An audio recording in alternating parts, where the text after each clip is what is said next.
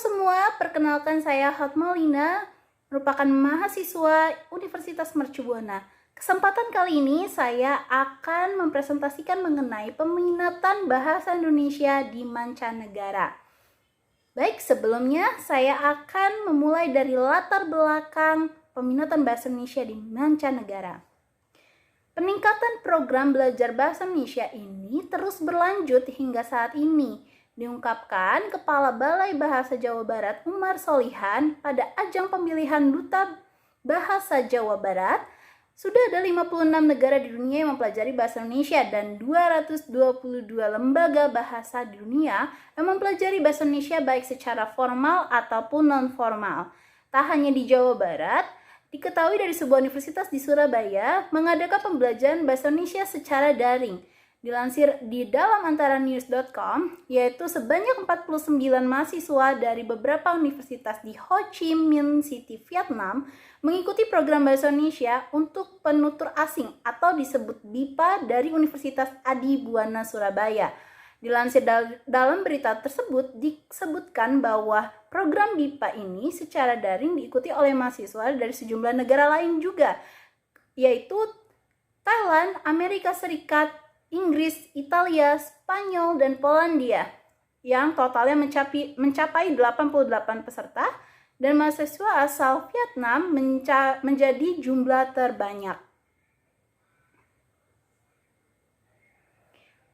Berdasarkan pada pemberitaan, dapat dilihat bahwa bahasa Indonesia semakin menunjukkan perkembangan dan signifikan ke arah yang positif. Kawasan Asia Tenggara saat ini telah memasuki era masyarakat ekonomi ASEAN atau disebut MEA. Hal ini memungkinkan adanya perdagangan bebas antar negara di Asia Tenggara. Hal ini menjadi salah satu alasan negara lain mempelajari bahasa Indonesia. Hal ini dapat menguntungkan negara ini. Oleh karena itu, peminatan bahasa Indonesia menjadi perhatian besar sekarang. Berdasarkan latar belakang tersebut, kita akan membahas permasalahan tentang mempertahankan minat pengajaran dan pembelajaran bahasa Indonesia bagi warga asing di mancanegara. Minat berbahasa Indonesia.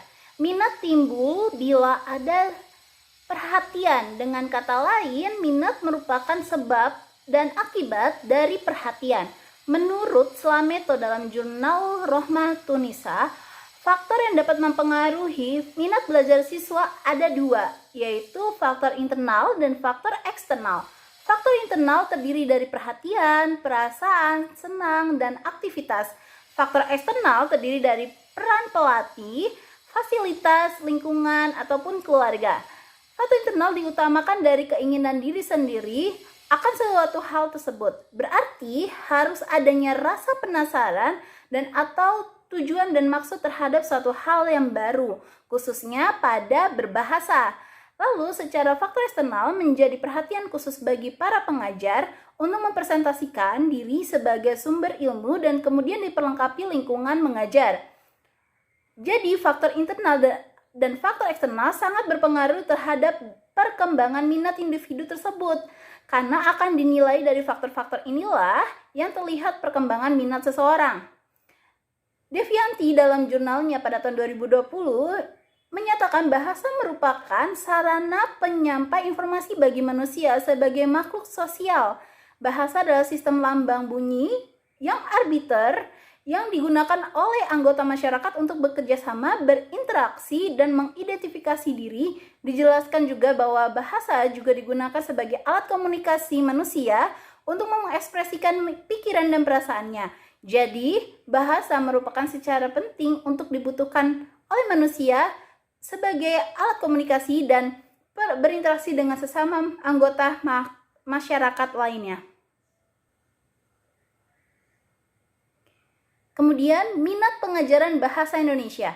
Dalam memperkuat minat pengajaran, perlu diketahui fungsi bahasa selain sebagai alat komunikasi atau sarana untuk menyampaikan informasi atau mengutarakan pikiran, perasaan, ataupun gagasan. Program Bahasa Indonesia bagi penutur asing atau kita sebut BIPA adalah program Kementerian Pendidikan dan Kebudayaan Kemendikbud. Itu merupakan program pembelajaran keterampilan berbahasa Indonesia menyimak, berbicara, membaca, dan menulis. Bagi warga negara asing yang ingin mempelajari mengenal bahasa Indonesia dan budaya Indonesia, peminatan mengajar bahasa Indonesia terutama berada di fungsi komunikasi. Warga asing pasti dapat menggunakan bahasa internasional dalam berinteraksi secara umum, namun untuk komunikasi secara dekat harus ada pendekatan dalam berkomunikasi menggunakan bahasa Indonesia. Jika kita kurang menginginkannya, justru mereka mau. Jadi pada dasarnya peminatan mengajar bahasa Indonesia perlu diperkuat di dalam negeri, tak hanya untuk dipelajari warga asing, tetapi memperkuat budaya Indonesia. Mempertahankan kelestarian budaya dalam tata bahasa justru harus diperhatikan oleh para pengajar di akademik, memunculkan rasa bangga dan cinta berbahasa Indonesia. Ini dapat dibangun dan dibentuk dengan metode pengajar yang dekat dengan para peserta ajar sehingga tidak adanya pengabaian. Selanjutnya, minat pembelajaran bahasa Indonesia. Bangsa Indonesia sebagai penutur asli bahasa Indonesia ternyata masih banyak yang belum bisa menunjukkan sikap positifnya terhadap bahasa. Hal ini dipengaruhi oleh berbagai faktor, baik internal maupun eksternal. Dalam jurnal Gloria nih, diantaranya 1. Ketidakpahaman terhadap norma atau kaidah yang memicu penggunaan yang sekedar berorientasi pada terjalinnya hubungan komunikasi semata.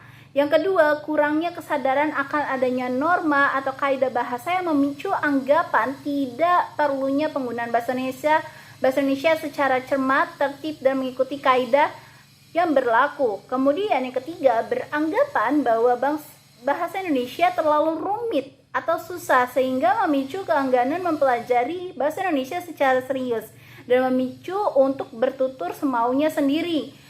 Hal ini mengakibatkan bahasa Indonesia lebih didominasi oleh ragam sosial, ragam gaul, dan lebih berorientasi melayani selera masyarakat. Yang keempat, beranggapan bahwa bahasa Indonesia tidak lebih bergengsi dibandingkan bahasa lain atau bahasa asing, sehingga menafikan keberadaan bahasa Indonesia.